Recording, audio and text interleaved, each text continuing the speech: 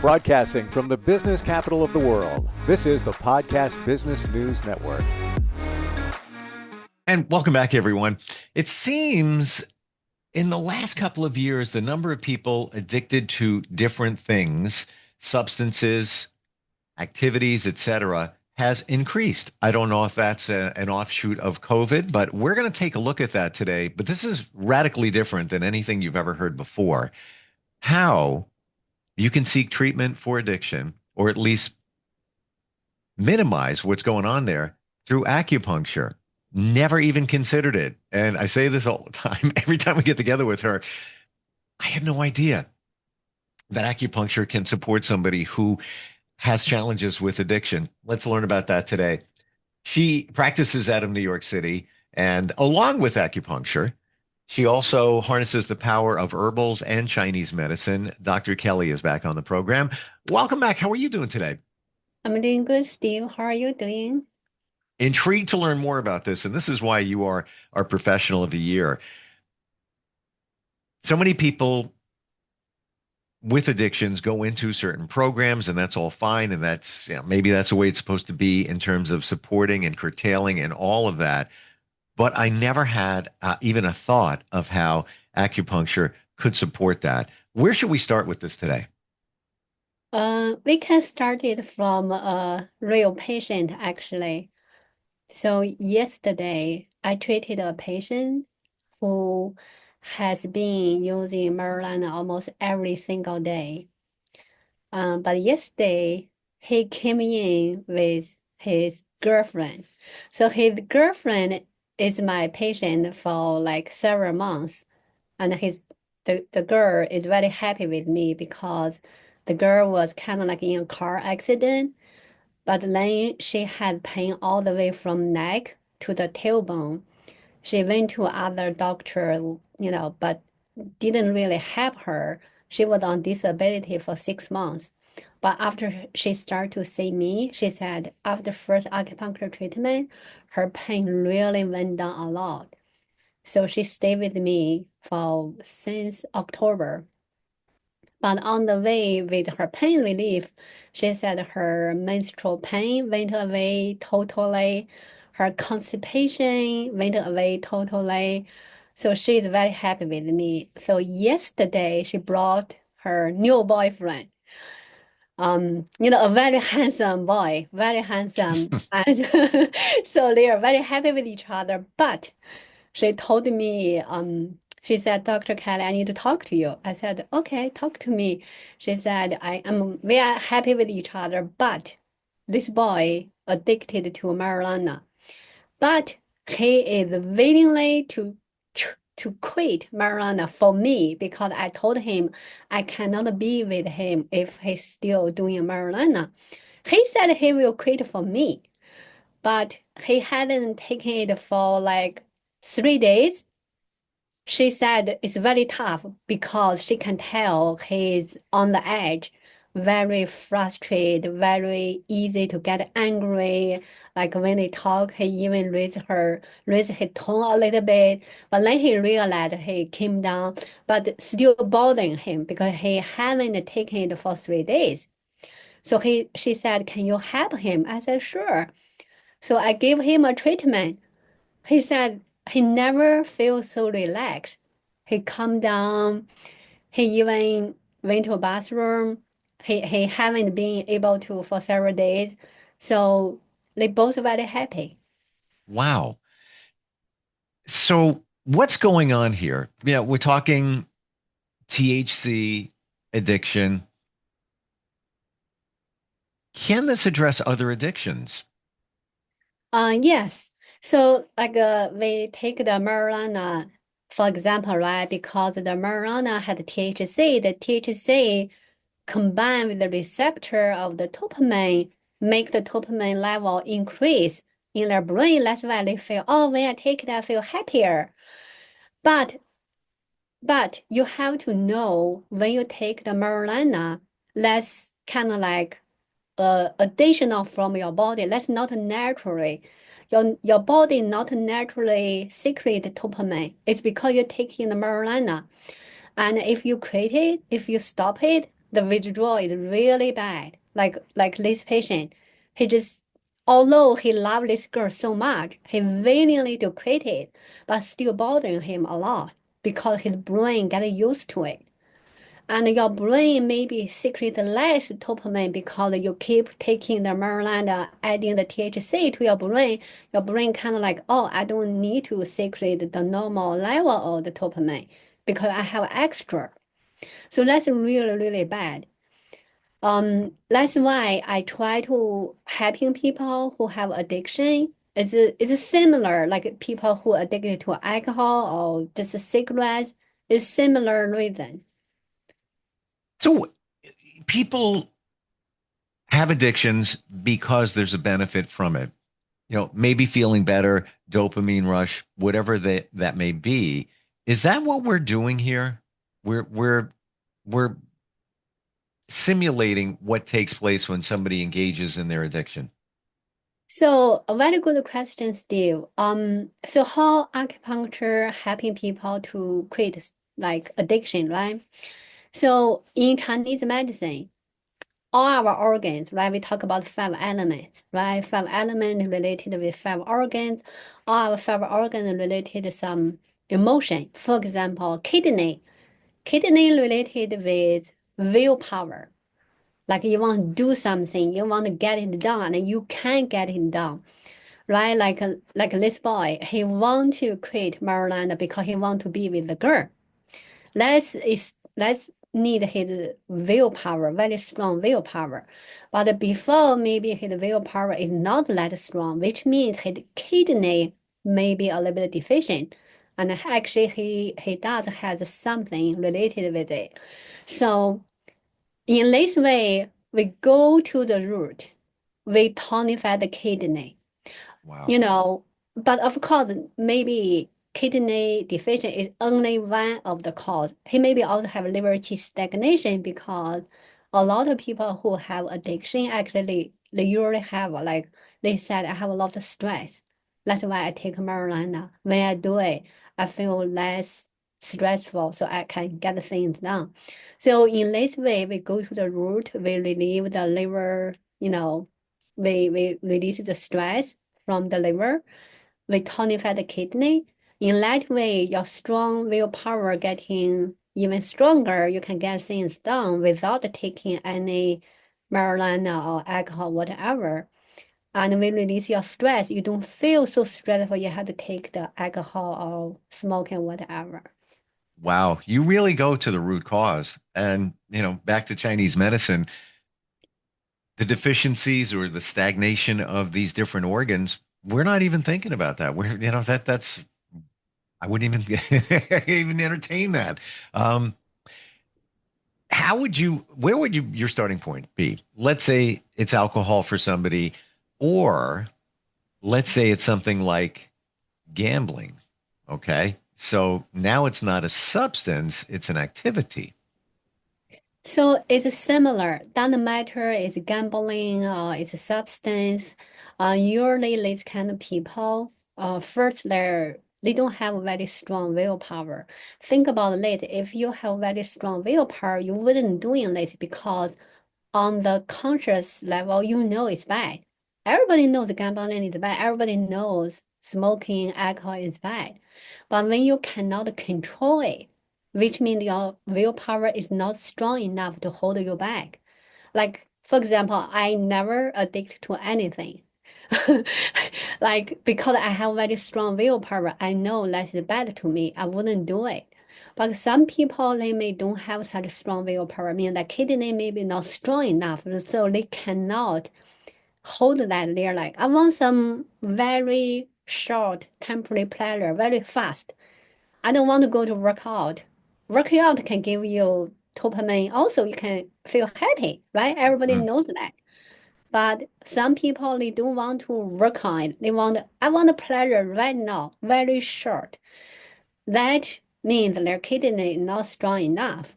Wow. So yeah, that's why these people, they just knows it's bad, they still doing it. Interesting. And does it always, in your opinion, always tie back to a situation with one of these organs, the liver, the kidney, the spleen, or maybe another one? Yes, actually, you are right. It's usually always tied back to our organs. So that's why when you look at a person's personality, like it's nice or it's kind or it's very easy to angry, if a person very easily to get angry, you really have like liver qi stagnation or even liver failure going on. That's why they cannot hold. They just getting angry, yelling, screaming. So it's kind of like it's not his fault, but it is his fault because his liver needs help. So if we all know that, we can see behind what happened. We are like, okay, we shouldn't be angry because he's angry. We should feel like a pity on him, say, oh, his poor liver need help. So we need to calm down his liver, then his personality getting better. Wow. You know what this is speaking to me in terms of what we eat and ingest, how it's having an effect on these organs. We take it for granted. You eat something, my body will process that. It'll be fine. Okay. Do it again. Then you do, it's fine. And I'm just talking about normal eating, but eating garbage and, drinking cold beverages, as you've identified many times before, does not support us in terms of Chinese medicine. But look what we're doing to our bodies with our diets, with these other practices, not even addictions. I'm just talking about life in general. Then you add that. Like we are truly taxing our systems, at least in my opinion. What are your thoughts? I totally agree with you, actually. Totally agree. Like you said, what we are eating, what we are ingest is really very, very important to us, not only physically to our body, but also to our mind, to our emotion. Because whatever we're eating, for example, people who like to eat spicy food, these kind of people usually have a little bit of fear going on. Like these people usually easily to getting like anxious. They have a lot of anxiety because the fear, fear usually going up, right? Just disturb your mind. You cannot calm down. These kind of people usually even have trouble to fall asleep because the fear always going up. So Hmm. you cannot calm down. They don't have good sleep. They are usually very anxious, and also these kind of people may even have I have a patient actually. He like to eat garlic. I told him don't eat too much garlic, but he like to eat garlic. Then he said, Dr. Kelly, I have the itching on my head. It's like really bad. I have to wash my hair every day. I said, do you eat garlic? He said, yes. I said, no, please stop eating garlic because garlic in Chinese medicine is hot. So let garlic nature make his, garlic because hot usually going up, right? So go to his head, make his head like itching, dandruff. So he had to wash his head, wash his hair every day. So after he stopped eating the garlic, it went away. Unbelievable. Would you say that a lot of the things we do on a regular basis, whatever, eat garlic? And by the way, there was a time where I would add garlic to everything, even powdered garlic, like the flavor. And I also heard that it's health wise, it's good for you or can be good for you, but apparently too much is not a good thing, just like anything. These things that we do you think that even lack of sleep potentially can push us toward addictive behavior? Uh, I think it can be actually. I have a young patient who is only like 17, 18, a young girl. Her mom is my patient. Then her mom brought her. So, this girl doesn't go to sleep until like 2 or 3 a.m. every day almost. Her mom, of course, tried to talk to her. She doesn't listen. One day she came to me. She said, Dr. Kelly, my skin is so dry, like even like around her eye is so dry and on her body also. She's, 17, 18. it's the best age like to a person. She still Sure. has the most beautiful skin, but her skin really dry. When I'm doing acupuncture on her, I can feel it. It's so rough. Wow. So I told her, you got to go to sleep early. You know, you're so beautiful, you're so smart, but if you keep going to sleep late, your skin getting dry because in Chinese medicine we always talk about the yin and yang, right? At night is the yin time. We should nourish our yin. If you don't go to sleep at night at the yin time, basically you're consuming the yin. Yin means like blood, the fluid right in your body, which means her blood even got deficient. Her fluid in her body got deficient. That's why her skin is so dry, even around her eye, her face. So sleep is very, very important. I'm trying to talk to my patient. I'm trying to talk on the podcast. I'm trying to let everybody know. Don't think, oh, as long as I have 8 hours sleep, so it's fine. No, you have to sleep at night. If you sleep at the daytime, that doesn't equal to you sleep at night because the yin and the yang got messed up. I've heard that, and I'm trying to remember what the study was, and it came out a few months ago that we should be in bed or sleeping by 11 o'clock p.m. I'm trying to I remember the time. Yes, I try to tell everybody about that. I said 11 p.m. is the latest time you should go to bed. I explained to them why. Because all our organs have their peak time. For example, gallbladder, which is the yin-yang pair with the liver, right? So gallbladder peak time is 12 to 1, 12 p.m. to 1. Liver is 1 to 3 a.m. So if you don't go to sleep before that time, which means your gallbladder, your liver all got messed up. You're gonna have like anxiety, you're gonna have qi stagnation, people have like depression, people have anxiety. Like next day, people don't have enough energy, then they have to drink tons of coffee, which also bad. So go to sleep at by 11. I think it's not too high standard because 11, come on, like you already finished your dinner by that time, finish everything already. So go to sleep. But a lot of people, they just play their phone or doing whatever. They don't want to go to sleep. That's another problem. Mm.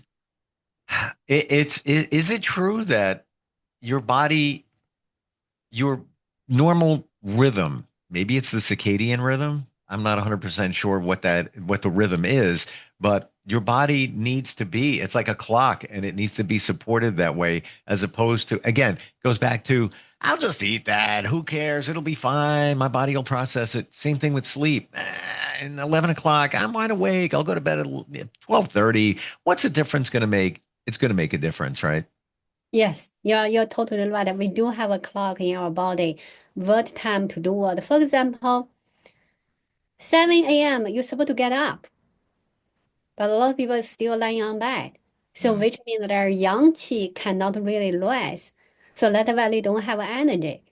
So our body Mm. have a clock. If you follow that clock, like also eating healthily, go to sleep, at the right time, you know, plus of course a little bit working out. I'm not encourage anybody to do the heavy lifting or go to running the marathon. No, no, no. I don't think that's good for everyone, to be honest, at all. Even. But a little bit of working out is good. Well, look at life the way it was 100 years ago. People went to bed early. They woke up early because they needed to. There was farming was more of a thing. People working the land, people doing certain jobs, even 150 years ago, and they probably didn't have as many challenges as we have today. They didn't have phones where they're laying in bed scrolling. So now they're looking at blue light. They're looking at now they're their brain is moving and being refocused when they should be focusing on going to sleep.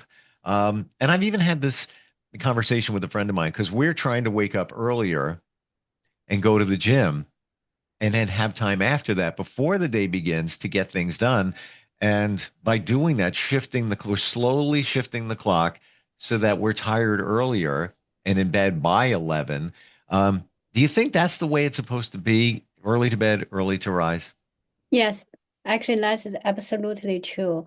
One example we can look at it. Yes, you mentioned about many years ago, right? Everybody doing the farming, they have to get up early, go to sleep, early. But look at the Amish people.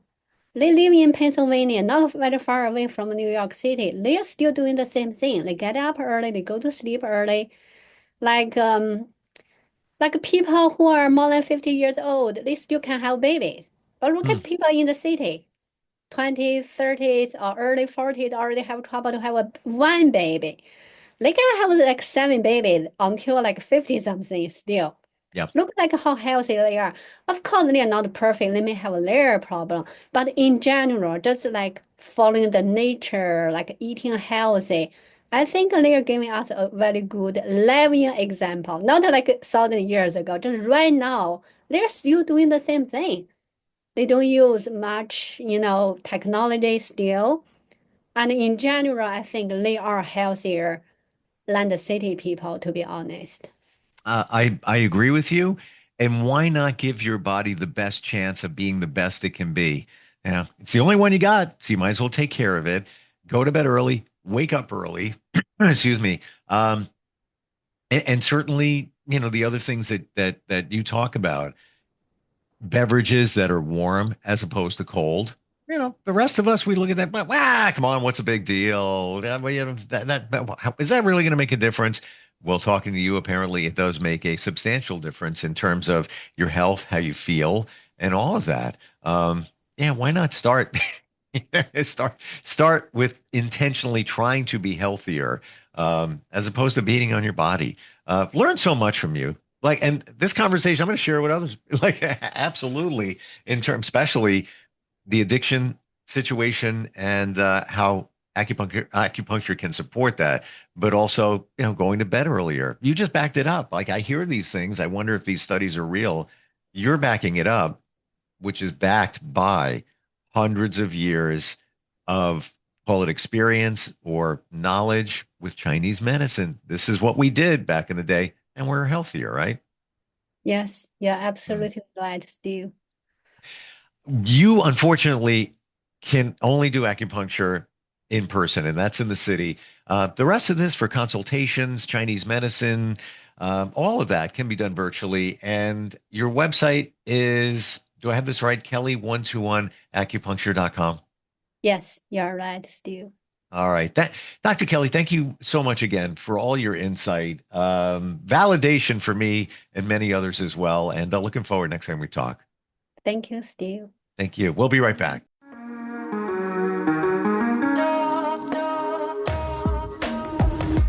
Broadcasting from the business capital of the world, this is the Podcast Business News Network.